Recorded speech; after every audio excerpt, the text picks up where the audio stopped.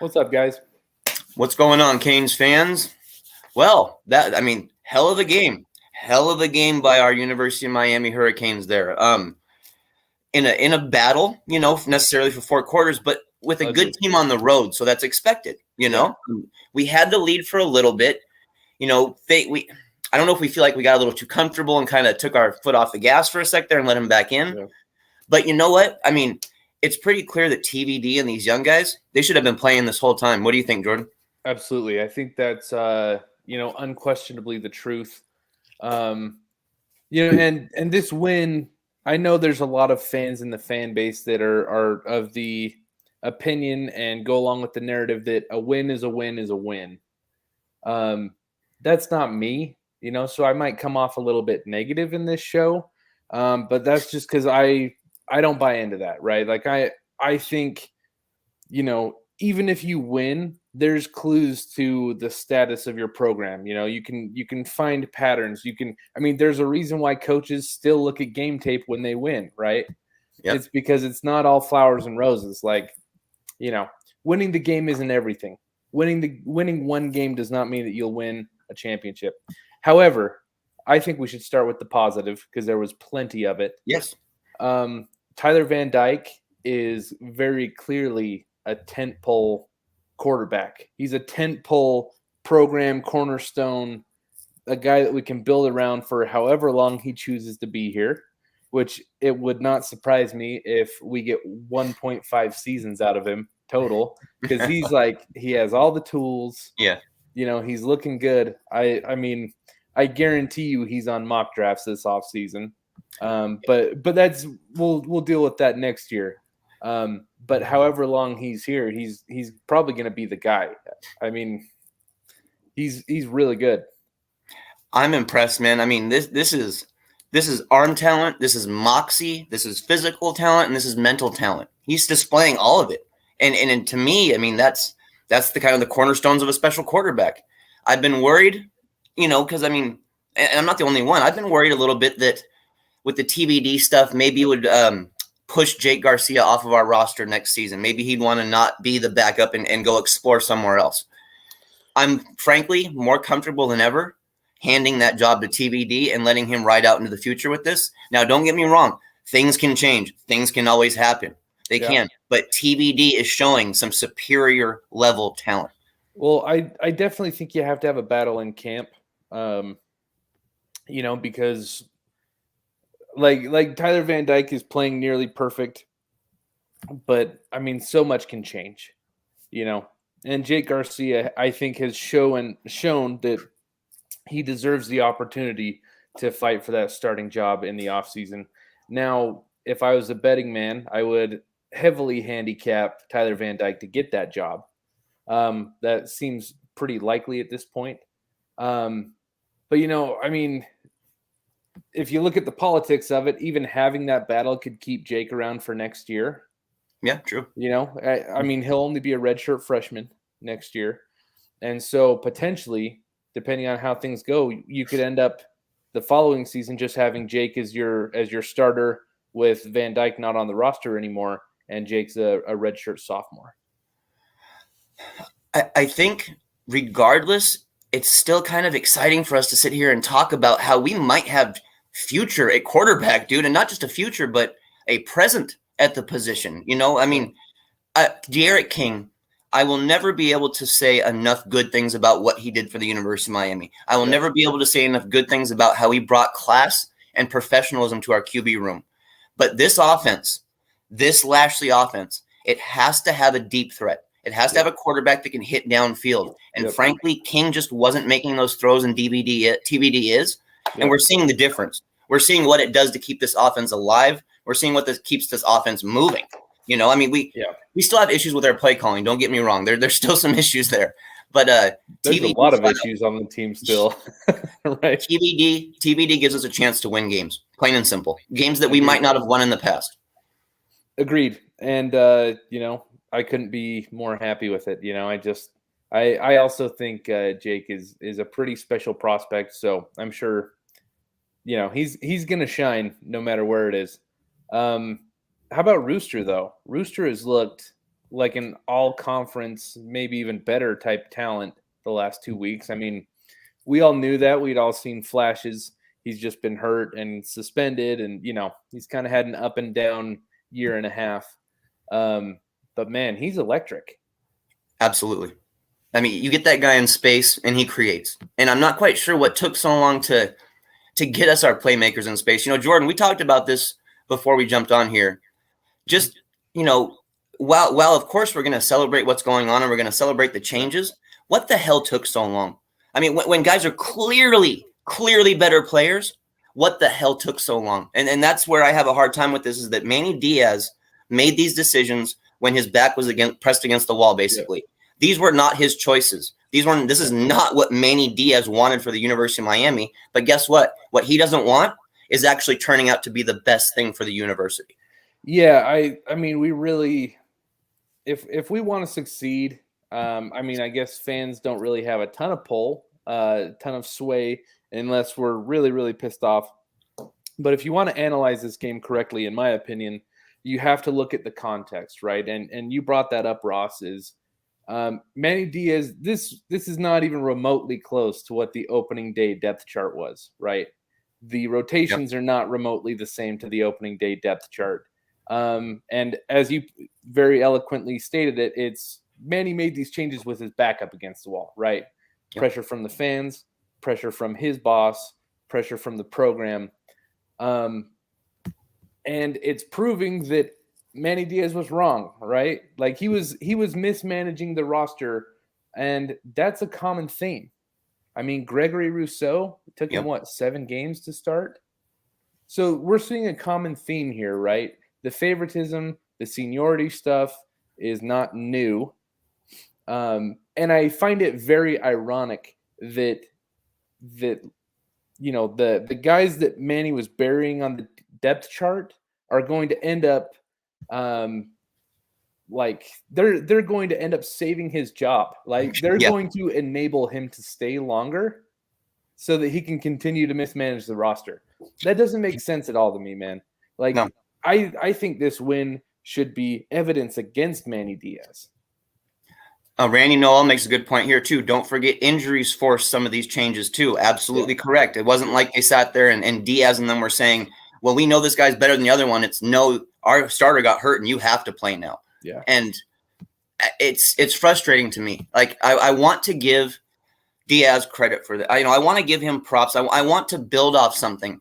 But what I don't want, Jordan, is these same things over and over again. Let's say that these problems just don't go away. That means that next season, if Diaz is our head coach, we start off with mistakes, we start off screwing up, and then we finally go to plan B and plan C, which should have been plan A all along, and we start winning. That means that we get mediocre seasons. That means we get 4-loss, 5, 6-loss seasons when we should only get 2 or 3-loss seasons. That's what worries me. Well, here's the thing, man. It's like I'm looking at this coaching situation the same way, I'm going to rely on what my mom used to tell me when I was trying to date and, had girlfriends and stuff, right?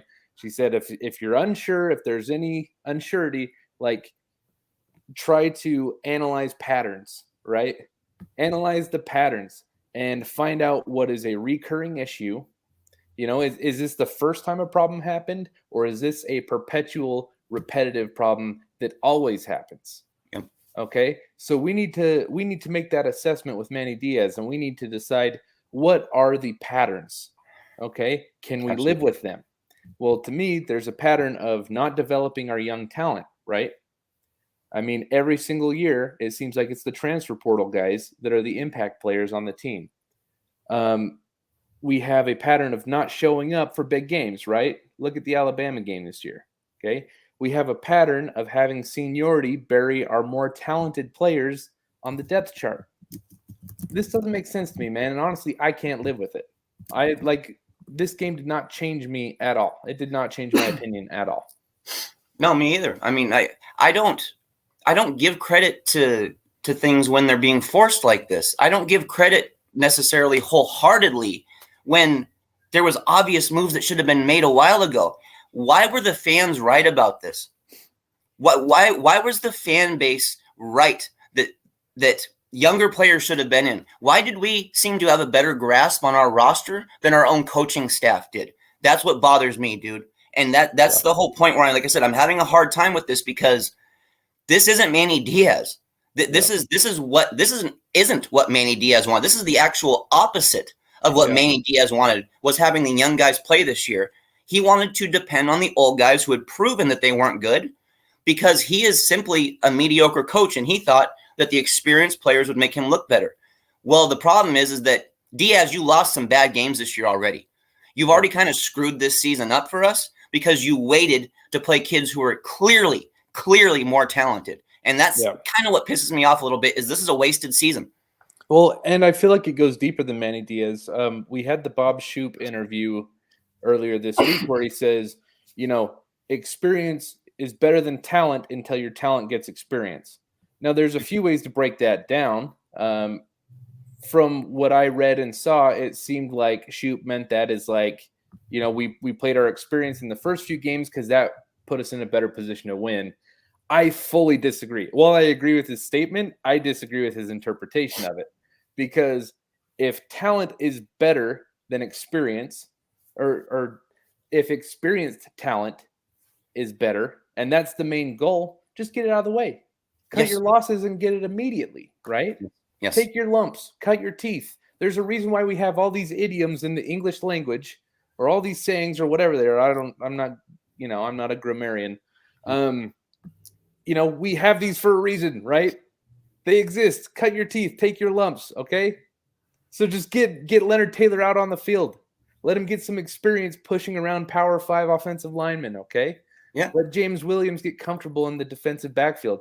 You notice on that last drive where we picked off Kenny Pickett, Leonard Williams sack, and then James Williams pick. Yep. And that's the youth. The guys who simply did not want to, or the guys that Manny Diaz didn't want on the field specifically. And that's, when it's so blatant, I guess that's the part that shocks me, Jordan, when it's so blatant and it's so obvious who the better players are. I'm worried. Like I said, say Diaz is our coach next year. Who's going to say that he's not going to repeat the same mistakes to start another season again, just leaning back on things that he wants to do, because he's a stubborn coach. He's flat out stubborn. I was actually reaching a point with Diaz where I was starting to worry that he was comfortable losing as long as he was allowed to play his brand of football, kind of like Pete Carroll. And that's worrisome, dude. Very, very, very worrisome. Yeah, the problem for me, and the administration is putting us into this predicament as fans, okay? If you're on Twitter, if you're active on Twitter, you'll notice that there's a faction of fans who are actively cheering for us to lose. Then there's another faction of fans that aren't down with that. And I can see both sides, right? I'm kind of on the fence. I'm probably leaning towards, well, let me say it this way. The administration is putting us fans in a really bad spot, right? Because me, someone who is inclined to almost feel like we should lose these games, it's because I don't trust the administration to do what's right. Yeah. Okay. As going back to what I said earlier with the patterns, okay, in my opinion, Manny Diaz has shown repeated patterns, 3 straight seasons of inadequate coaching, right? Destructive patterns that will not lead us anywhere positive. Okay. And yet, I think we can all agree that if he wins a few more games this year, he's going to have his job saved. And that's just, the administration shouldn't do that to us, man. Like they make a lot more money than us, right? Oh, yeah. they should be intelligent enough to make the proper business decision in this scenario. And I don't believe it. I have zero confidence. in the leadership. And that's why, I'm torn when we win a game, because it's like, man, are we going to be dealing with this a year from now? Are we going to be 4-4 again and dealing with this same conversation? Ohio Kane, thank you for the $5 donation. Says, I still think Manny's gone this season. I'm just really happy for the kids. Great win. Absolutely. We can support the players without supporting the philosophies of the coaching staff. We can want the players to improve while still looking to the future and possibly making changes. Absolutely. Now, there's another message in here that I want to talk about, Jordan.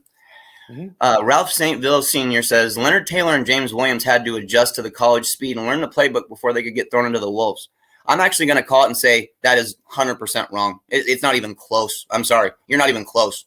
They are clearly the better players. They have outright proven that. And if it only takes a couple weeks to prove that, then your stance is wrong on that. 2 or 3 weeks doesn't change a player's career or future. So these guys are playing after just waiting that amount of time. So I'm sorry, but James Williams and Leonard Taylor are clearly better and didn't need any adjust period whatsoever. Yeah, I mean, I tend to agree. Like, I mean, it's hard, right? Because I'm not in practice watching everything happen, but I mean, there is such a clear difference, man, between Gervin Hall and Bubba Bolden and Cam Kinchins and James Williams. It like a stark difference. Mm-hmm. Our defensive backfield has been so much better in the last 3 games, and I mean, I can't tell you for certain because I wasn't at fall camp. You know, I wasn't at the practices leading up to the opener, but I just have a hard time believing it, man. It just doesn't make sense. No. You know, Chris Mitchell hitting here saying that me and you are the biggest haters ever. Well, I would say, Chris, then you openly support mediocrity. So which one do you want, dude? I guess I'll hate on things until they get better, but you go ahead and support mediocrity and be comfortable with it. I'm not cool with it. I saw what Miami win. I saw how Miami looks when they win. I saw them in their dominant years. I know that the best players in the United States of America are in our backyard and we're not getting them. I'm not going to settle for anything less. Sorry, guys. I don't settle for bullshit. I just simply don't settle for it. If you guys want to, that's fine. I don't settle for that shit. I expect Miami to win. I expect Diaz to coach like a grown-ass man and not be a little coward. But that's all we've gotten so far this year is a little coward punk.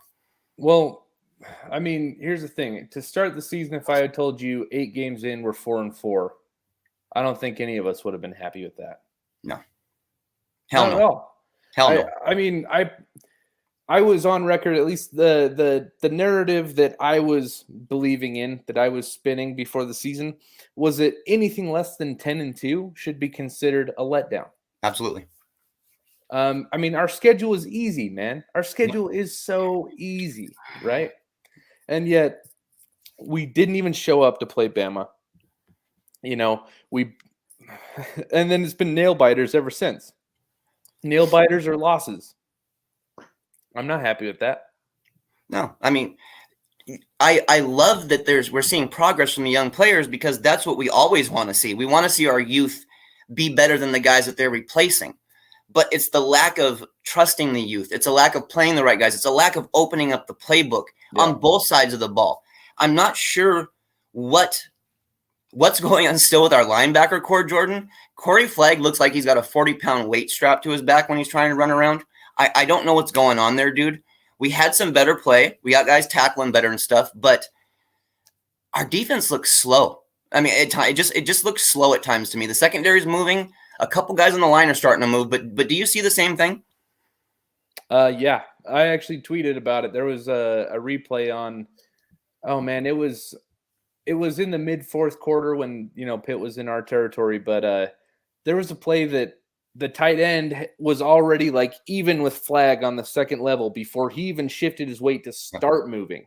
Yep, like he was a statue until the tight end got to him, and I mean what are you going to do there, right? Yeah. Like, you don't have to be an X's and O's guy to know that that's not good.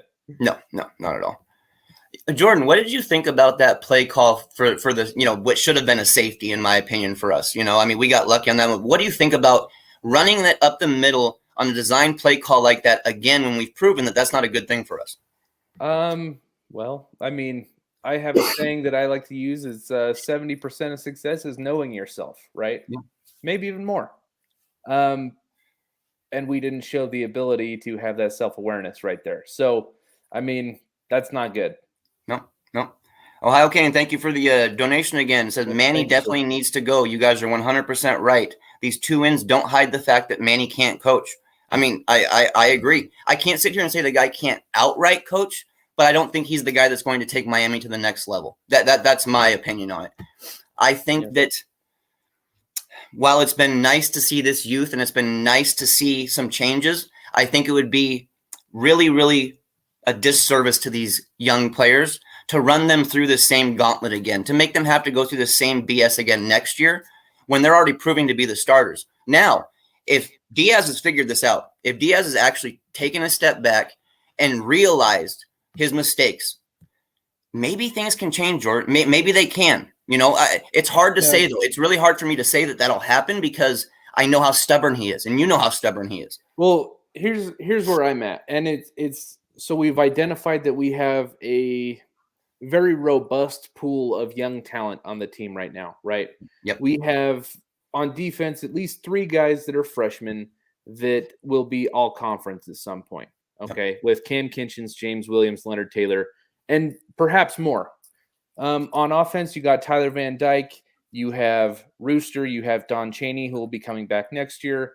Elijah Arroyo looked pretty good today, yeah. Right? So we have plenty of talent. Okay, if you remember back to what I was saying earlier about the patterns and things that were concerning, one of the biggest patterns that we should all be worried about with Manny Diaz is his inability to develop young talent. Okay, so that's where I'm at, man. Is like we got all this great young talent. We got a coach that has shown that he doesn't develop young talent.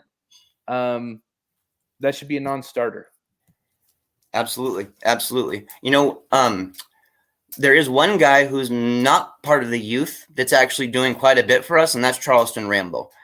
Thank God that guy decided to come to the University of Miami. Yeah. Even if he's not the one who's making the catch or making the plays, he's pulling the defense away from our other guys. He's allowing other guys to have one-on-one opportunities. So thankfully, we've got at least some kind of a leadership with experience there on the offensive side. It's important because while TBD is showing he can play, it's still important for him to have guys that he can lean on in moments that he's not familiar with yet. That's where a guy like Rambo can go in the huddle with him, can kind of chop it up real quick, let him know, hey, this is the scenario, this is what we do, and they can run it that way. I think that it's an ultimate trust factor is what it is ultimately. Rooster, he's young. There's still some mistakes there. There's still some issues, and especially when it comes to picking up blitzes and stuff like that is why we haven't had there on certain downs. But I mean, dude, it's so alarming how much better this young talent is. I mean, it's alarmingly.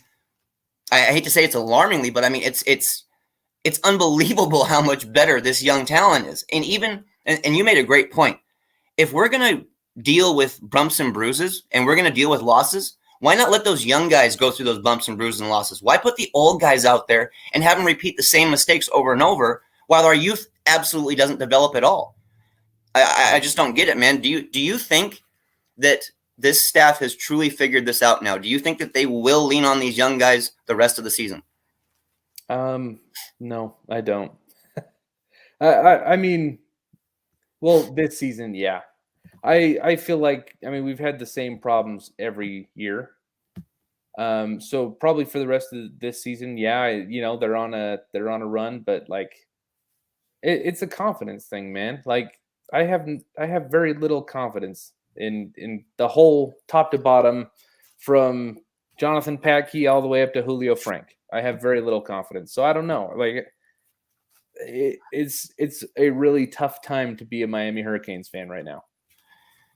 What do you think this little bit of life does for us in the 2022 recruiting class? Do you think it gives us any hope in that class, or if we don't finish off strong, are we going to have a big problem?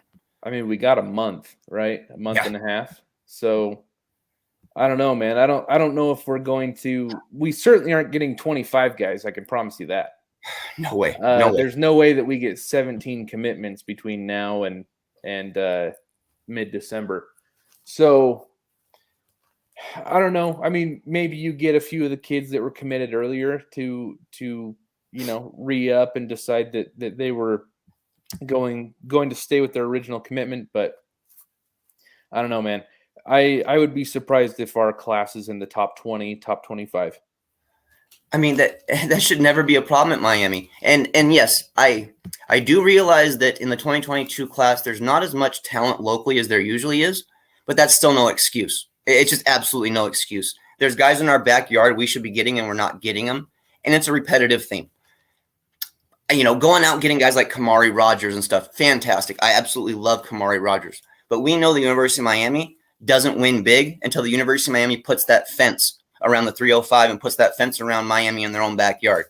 When the NFL season started this year, there was more players on NFL rosters from the city of Miami than anywhere else. Why are we losing, Jordan? Why are we still losing? I don't know. It's been happening for 15 years and 5 different coaches. So I don't know, man. If I had the answers, pay me $1 million and make me AD, right?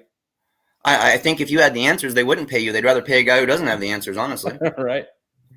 Great point here, and I want to bring this up to Chris Mitchell. I think you've seen Manny make adjustments when he has plainly been wrong from season to season. He says, I don't know why Patke is still here. Absolutely. Fire Jonathan Patke. Fire him today. Fire him tomorrow. Just don't let him ruin this second, or don't let him ruin the special teams and the linebacking core any further. I'm tired of it. Let Coach Ish take all of it. See if Coach Ish can do better than he can. Why not?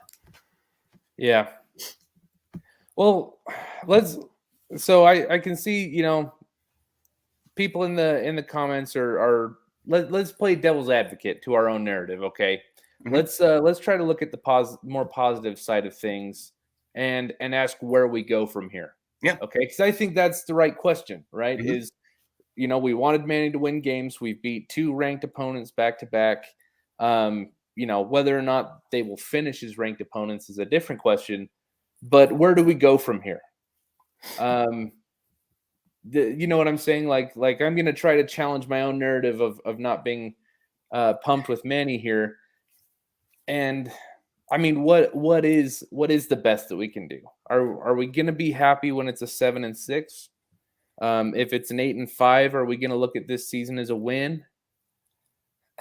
I mean, do you kind of have to if it's 8-5 almost just because of how it started? But at the same time, is it going to be the same problems again year after year though, where we're having to fight just to end up with the mediocrity? And then that's what I'm worried about, is that we won't learn from these lessons yet. But here's the thing is that the young guys are playing. TBD looks awesome. The offensive line is starting to gel, which is fantastic.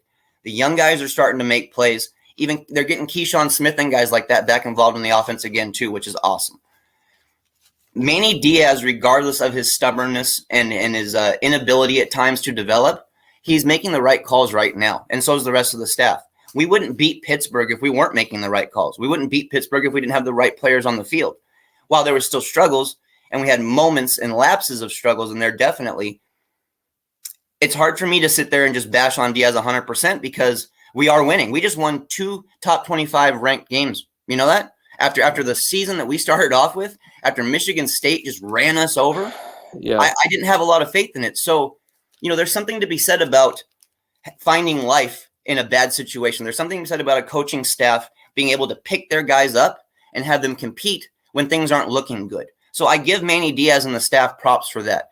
But Jordan, how much of that is the staff and how much of that is just simply the younger players doing their jobs better?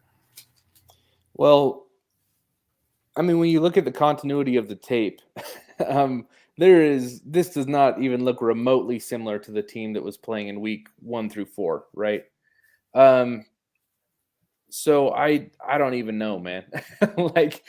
My inclination is to say that you've got a few dogs on the team, namely James Williams, Cam Kinchins, that are, just their leadership alone is the type of thing. I want to give Tyler Van Dyke credit too. It sounds like the locker room is embracing him as a leader almost immediately. So guys like that, it seems like they're almost dragging this team to victory despite all the noise. Whether it's from the fans, the coaching staff, anything else. I have a hard time believing that the coaching staff is able to do a complete 180 on what's going on. Yeah. Thank you to Anthony Dates here. He says, thoughts on T-Rob. I don't see a drastic improvement in the secondary that came with him being hired. That's something that me and Jordan have talked about here on some of the shows before after games. We're not 100% sure if T-Rob's even allowed to being run his secondary. I did a lot of tape study on T-Rob before he actually started coaching for us, when he was just an option for us. The way his offense or defenses seamlessly would transition out of press coverage and into a finesse coverage is something I'm not seeing at Miami quite as much. We seem to do one thing or the other, and we kind of stick with it for a bit. If it doesn't work, we try something else. Yeah. What do you think about T-Rob? Do you think that this is his secondary, or do you think that he's just running Manny Diaz as secondary? I don't know, man. I'm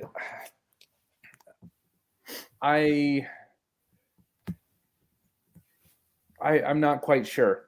I mean, this is kind of Manny Diaz's secondaries have been good when he has a player that is an eraser, right? Yeah. OBB said that like last week, and I thought it was great. Yep. Perfect. Is that when he had Jaquan Johnson, like his defensive backfield looked awesome. Yep. Okay. So it's not like Manny's secondaries have always been bad.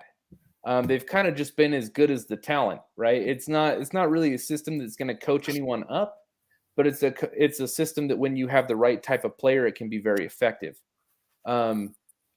So I think the better question is James Williams playing at a level to make Manny's system effective, or is it that there's stuff that we're not seeing going on behind the scenes with scheme changes? I don't know, man. Whatever's going on, it's at least got us pointed in the right direction somewhat. I'm curious to study the tape on this one. I'm really curious to watch the film on this one. I was a little caught in the moment. I'm not going to lie here, guys. I was a little caught in the moment, so I didn't get a chance to really focus on some of the positions I normally focus on. I was more excited about what we were doing on offense and a battle that we were in on the road against a top 25 team that I need to be honest about. I didn't think we were going to beat. I clearly came out this week and was saying that I don't think we're going to beat Pitt. So I need to eat crow on that. I need to eat crow on that. Props to Manny Diaz and props to the staff for proving me and proving a lot of other guys wrong. Yeah. Yeah. And, I mean, trying to be objective. Okay. Like, yes, coaches do grow. Coaches can learn and improve themselves. And, they can refine their strategies into more effective ones, even winning ones. Right. Yep. Nick Saban didn't win his first 10. He didn't win 10 games in a year until he was 50 years old. Okay. Yep. So, and that was at LSU. So he had never won 10 games at Michigan State. So things can change. People can grow. I just think with the track record, when you build a 2.5 year history of losing to FIU and not even showing up against quality opponents, it's going to take a little bit of time, man. So, like this team very well could wear down the thought process or the narrative that we have, right? The idea that Manny Diaz needs to be fired, that could be different in 4 weeks. However, I'm not going to take 2 games and let it erase the 25 previous games. Absolutely. Like that's not how you build a model of consistency, because that's what we're looking for, right? So judge it off what has been consistent. Well, what had the fruit of consistency under Manny Diaz has been rotten. We don't want it. I don't want it. So we'll see. We're going to have to reassess this in a few games and see if Manny Diaz has really turned a corner or not. I'm just going to be a little hard to convince with that kind of stuff. I got a question for you, Jordan, and it's actually a question that the guys in the chat feel free to chime in too with your opinion on it. Yep. How good are we at Miami? How really good is this team? Had we started the young guys in TBD earlier and ran our offense like we're running it now, how many wins is this team responsible for, do you guys think? And like I said, chat, give us your takes on that. How many wins you guys think we'd have it had we started the season probably how we should have started it. Now, don't get me wrong. King was absolutely the starter of the season to start the year, but it doesn't mean that we were running the right kind of play calling. Yeah. So if you want my personal answer, I think we'd probably be a 2-loss team. This team isn't competitive with Alabama still, and then we probably lost to Michigan State as well. It's beating 2 ranked teams is awesome, but I think you also have to remember that it is Pitt and it is NC State, right? So we're going toe-to-toe with these guys. We're having nail biters, close finishes. I think we all had higher expectations than, if someone said before the season, like, hey, you're going to be 2 points better than Pitt or 2 points better than NC State, I just wouldn't have been that happy with it, man. I think our roster is too talented for that. And one thing we got to remember, too, is that this ACC conference is terrible this year. Guys are getting by beating some very bad teams and some very mediocre teams, which has elevated their standing in the top 25. So I never bought into the fact that NC State was that good. I did buy into the fact that Pitt was that good, though. I did, Jordan. I thought Pitt was a better team. I thought Pitt had a little more talent in the right places, and I thought Pitt was going to be better coached today. But I was wrong, dude. Did you have – I didn't get a chance to talk to you before this game, but what was your take before this game? What were you thinking might happen?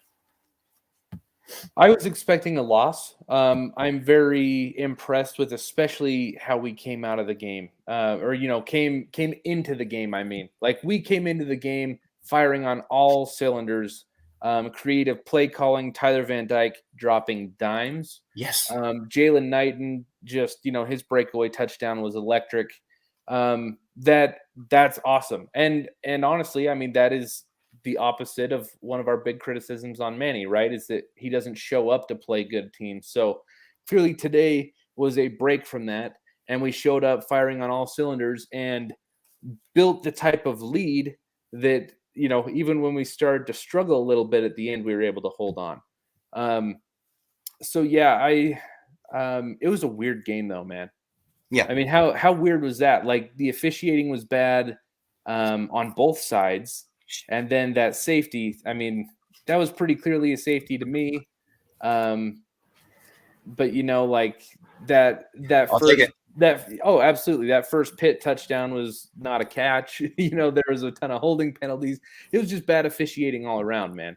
So just a funky game, a really funky game, honestly. If TVD had been playing this whole season, do you think that they would be talking about him as one of the upstarts for the Heisman the following season? Oh, yeah. I think you'll see people peppering him into the back of the first round in this offseason for mock drafts. I guarantee it. Dude, some of these throws he's making are ridiculous. These are throws that are not exactly what you'd call standard quarterback throws. He's not just always sitting back, getting time and doing it. He's throwing off of his back foot. He's throwing 3/4 motion, and he's delivering dimes off of it. Yeah. That's what it takes this day in football to do it. If you look at guys in the NFL, throwing from multiple arm angles, being able to basically be versatile in multiple ways as a quarterback, that's the name of the game right now. TVD is throwing some absolute dimes, and the way he's playing makes me truly believe that this is the real TVD. Yeah, I agree. I mean, he was highly touted coming in, right? And I mean, what were his scrimmage game numbers? Like 5 for 5 with 200 yards and 3 touchdowns or something like that? Yeah, ridiculous. So, I mean, it's not like, it's not like he's a former walk-on here. He's a highly touted, highly physically gifted, right? His measurables are prototypical. What is he, like 6'4", 6'5", something like that, 240 pounds. So, I mean, prototypical size. He has literally all the tools. I don't think any of us should be shocked. Maybe surprised that it's coming together early, but this is not. I mean, this is what we were hoping for. It's what we were expecting, right? I mean, it's all you can ask for, isn't it? Can you ask for a young quarterback to come into the scenario that he came into at Miami with a head coach fighting for his job, with a dead offense, with a defense that couldn't tackle? But yet all of a sudden TVD coming in has given the entire team life. It's giving us purpose. It's given us hope. That's how important the quarterback position is, guys. And we've been missing that, at least in terms of being able to run the full package of Lashley's offense. I will never discredit King. Never discredit King. But TVD is a better fit. Well, I have a question. How likely is it that – I mean, remember the run it back stuff in the offseason? Yeah. How likely is it that Manny Diaz promised these guys starting roles? Promised them a certain amount of playing time, right? Yeah. Promised them, hey, your spot is safe. Like, come back and we're going to take care of your draft stock. Because, someone brought up earlier that it was, the question was asked, who would have wanted to start James Williams over Bubba against Alabama? And that's a fair question because the answer is nobody, right? No. But the fact that they weren't even getting into the rotation and that there was so much pushback to get them in the rotation is the red flag, in my opinion, right? It's that we couldn't even get them on the field. And now when they're getting their opportunity, they look so much better than the guys playing in front of them. Yeah. So, I mean, I get it, right? You can't always expect a guy to pop as an 18-year-old 3 games into his career, right? Yep. So I'm not going to criticize Manny for not starting these guys in week 1, but at least pepper them into the rotation and let them shine. And then when they do start to shine, you got to act accordingly. Yep. I mean, it does. It's impossible to know, but it looks to me like it's probably a case of, the seniority thing, or maybe that there was some promises made that Manny doesn't want to go back on. There's an interesting comment here, Jordan. Carroll City Kane put this here. He said, "Damn, just like that, people give up on Garcia. It's the same shit with Perry. You pick King over him." What do you think about that statement? Do you think that we're looking past Garcia a little bit here? I personally am not, right? Like I said earlier, Garcia is going to be special. I am already losing sleep over the thought of him potentially hitting the portal. I don't want to. No. I do not want to let Garcia go. I think he's special. I think he has a demeanor. I mean, the kid just he went from high school to high school winning games. Like, you want a quarterback with swagger like Jake Garcia, right? But how can you argue against what Tyler Van Dyke is doing on the field, right? His numbers. Yeah, it's not. I mean, this is the ultimate first world problem. We have 2 incredible A-plus prospects at quarterback, right? I mean, it's kind of like the argument. I'm a big Joe Burrow fan in the NFL, so I always get into these debates on Twitter. Who would you rather have, Justin Herbert or Joe Burrow? It's like, well, to start, they're both an A-plus, Yes. right? Yes. And anything other than that is nitpicking, okay? And that's kind of what this is. So I am not out on Jake Garcia by any means, but Tyler Van Dyke has already proven that he is a tentpole. Now, if we have 2, awesome, cool. Like, let's try to take advantage of that. But you can't look a gift horse in the mouth, right? like Tyler Van Dyke is here. He's playing efficient. He's playing incredible, and he's showing that he has the stones that we've wanted in a QB for a long time. So, it's first world problems, man. We're in a predicament, and it's a good predicament. It's a predicament we haven't had in a while, and I'll tell you what. Yeah. If both these guys are back on the University of Miami roster this next season, the quarterback battle in the spring is going to be entertaining as hell.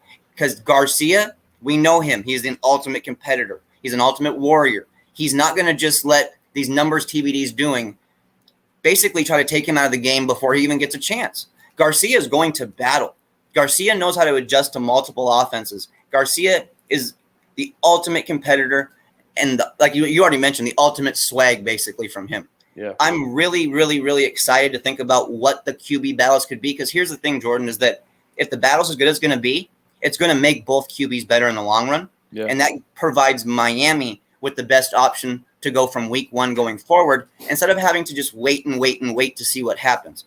I would have loved to have seen what this team could have looked like all season had the deep pass been connecting. I mean, I think that we would be talking about a totally different team in a totally different scenario, and we'd be excited about possibly making a run for the ACC title. I really do. Yeah, and we should be. I mean, especially a year that Clemson's down like this. Like, this should have been a playoff year.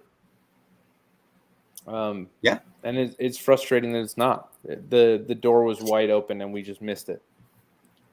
What is upsetting to me is that we had this nice mixture, actually, Jordan, of what I thought was proven guys, or at least some experienced guys who could do certain things because of the experience, mixed with the youth. But you made the perfect comment earlier.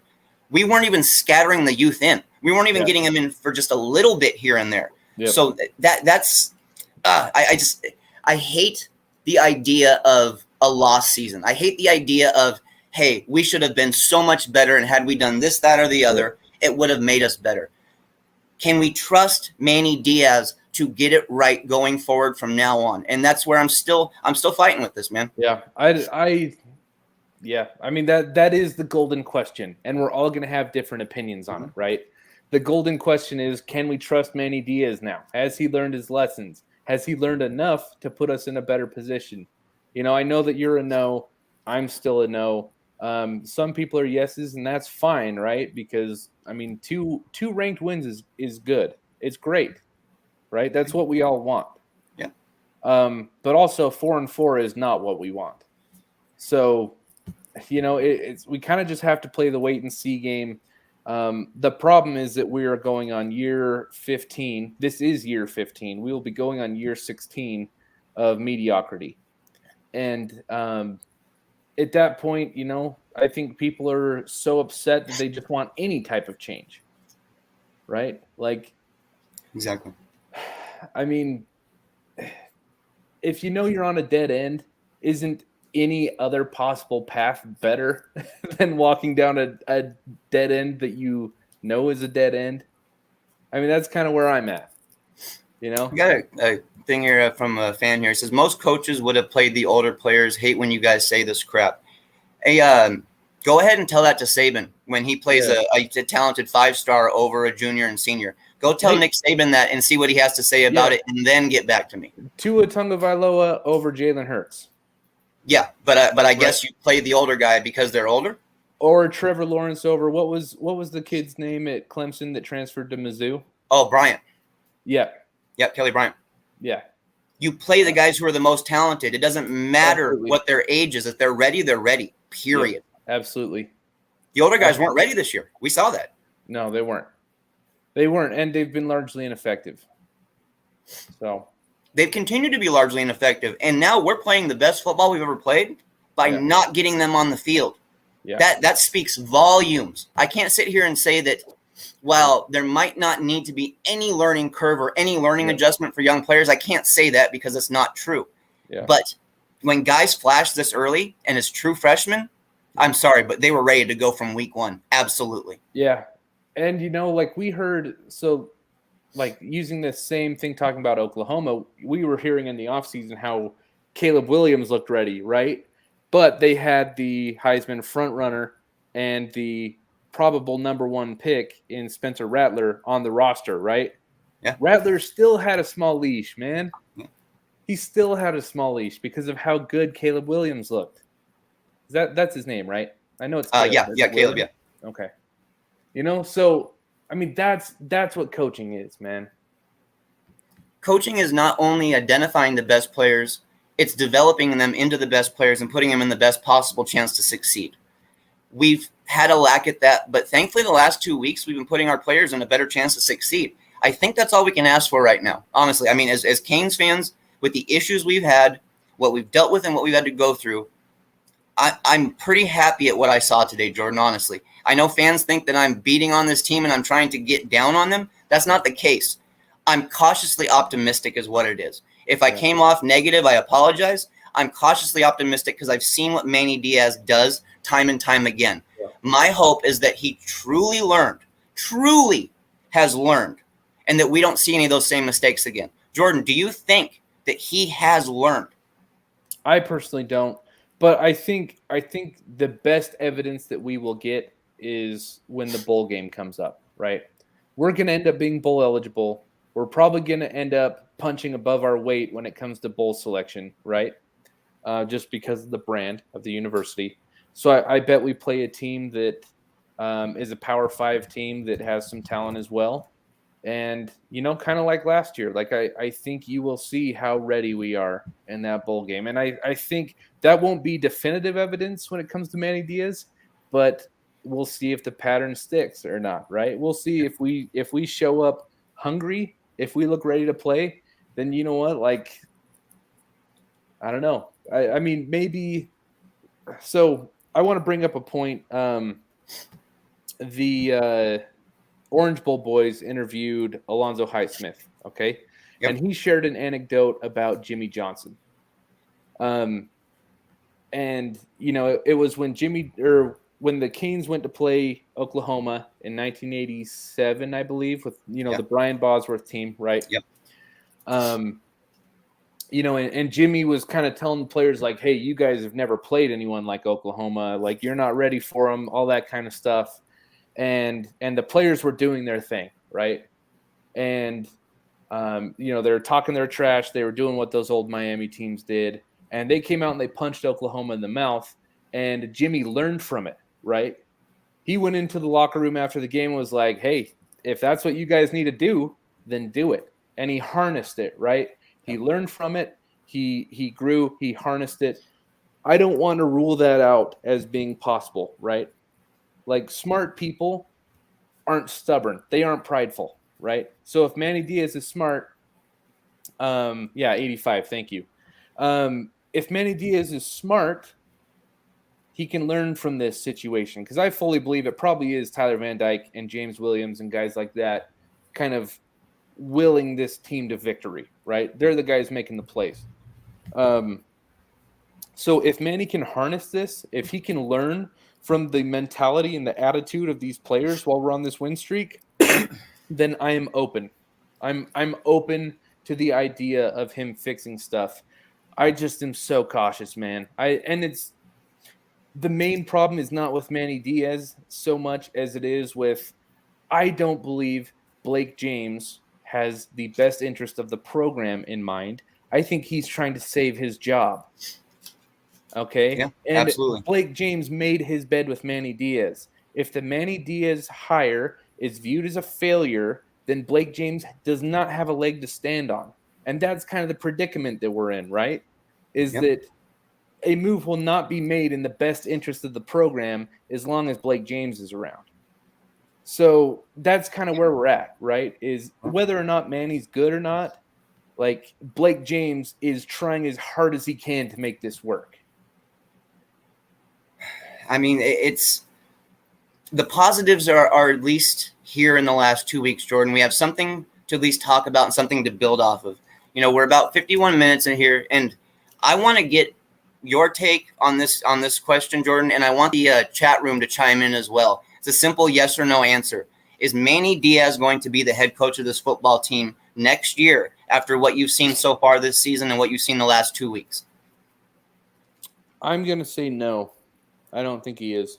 And, I mean, I don't know. I'm kind of agnostic on it, right? I don't want to say that progress is fake, right?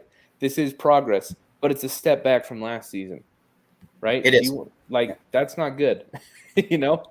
So a step backwards is not good. We've made progress since a 2-4 start, but it's a 2-4 start, man. We're the University of Miami. What's going on? Is there any way to close this season out, Jordan, that would give you more confidence going into next year if Manny was the head coach? I mean, if we won out, sure. If we won out, how could you not be more confident? Especially if Tyler Van Dyke keeps playing like this, right? With a bowl game win, you mean, yeah? Yeah, and if Rhett Lashley keeps calling, is it just me or does the offensive game plan look thousands of times more intelligent than it had in the past? Dude, yeah.